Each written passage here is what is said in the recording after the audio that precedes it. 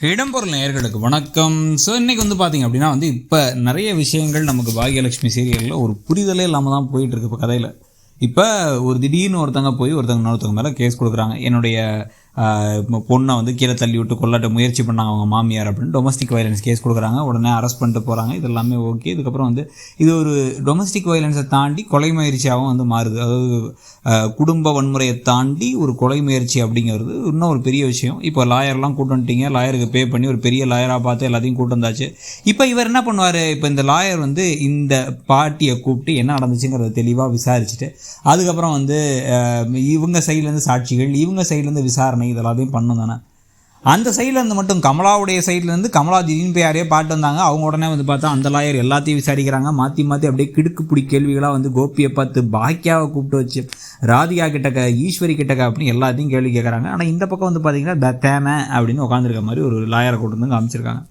இது ஒரு பக்கம் இருக்கும் பொழுதே இன்னொரு பக்கம் பார்த்தீங்க அப்படின்னா ராதிகாவுக்கு அதிர்ச்சியில் யாரும் தன்னை தள்ளினாங்களா தள்ளலையாங்கிறதே தெரியல. தன்னுடைய அம்மா திரும்பி தள்ளினாங்கன்னு சொன்னதுனால இவங்களும் தள்ளினாங்கன்னு கூட போய் சொல்லிக்கிட்டு இருக்காங்க அப்படின்னு ஒரு பக்கம் இன்னொரு பக்கம் கதையும் ஓடிட்டு இருக்கு.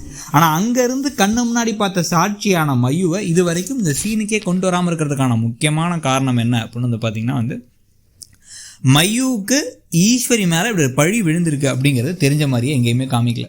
எல்லா இடத்துலையுமே பார்த்திங்க அப்படின்னா இதை பற்றி யாராவது பேச வந்தாங்க, போலீஸ் கேஸு அது இதுன்னு பேச வரும்பொழுதுலாம் யாராவது ஒருத்தவங்க தடுத்து நிறுத்திடுறாங்க. இதை வச்சு சண்டை நடந்தது. கோபி பெருசாக ஜாமான்லாம் தூக்கி போட்டு உடச்சது, டிவியை தூக்கி போட்டு உடச்சி, இதை இந்த பக்கம் லேப்டாப்பை தூக்கி போட்டு உடச்சி வீட்டே ரணகலம் பண்ணி வச்சுருந்தார். ஆனால் அதுக்கப்புறம் எங்கே போய் தூங்கினார் அவர் அப்படிங்கிறதையும் காமிக்கல. நேராக ரூம்குள்ளே போயிட்டார் அப்படிங்கிறாங்க. அப்போ அந்த சமயத்தில் மையு பாப்பா அந்த வீட்டில் தானே இருந்திருக்கும், சத்தத்தையே கேட்கலையா, இல்லை டியூஷன் போயிருந்தால் கூட பார்த்தா கேட்கலையா அப்படின்னு பல கேள்விகள் இருக்குது. அப்போ இவ்வளோ தூரம் அவங்கள மறைச்சி வைக்கிறாங்க அப்படின்னா லாஜிக் இல்லைனாலும் ஒரு நாள் கடைசியில் அவங்க தான் காப்பாற்ற போகிறாங்க அப்படின்னு ஒரு வாய்ப்புக்கும் ரொம்பவே வாய்ப்புகள் ஜாஸ்தியாக தான் இருக்குது.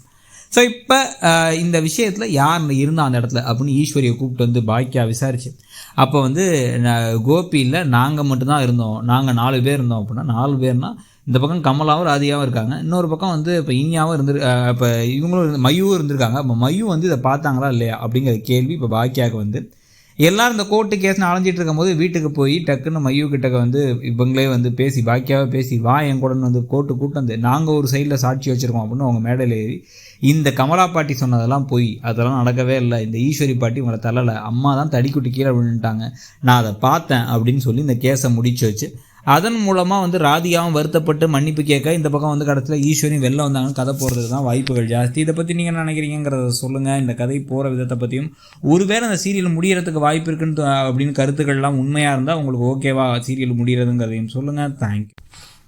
இடம்பொருள் நேயர்களுக்கு வணக்கம். ஸோ இன்றைக்கி பார்த்தீங்க அப்படின்னா இப்போ நிறைய விஷயங்கள் நமக்கு பாக்யலட்சுமி சீரியலில் ஒரு புரிதலே இல்லாமல் தான் போய்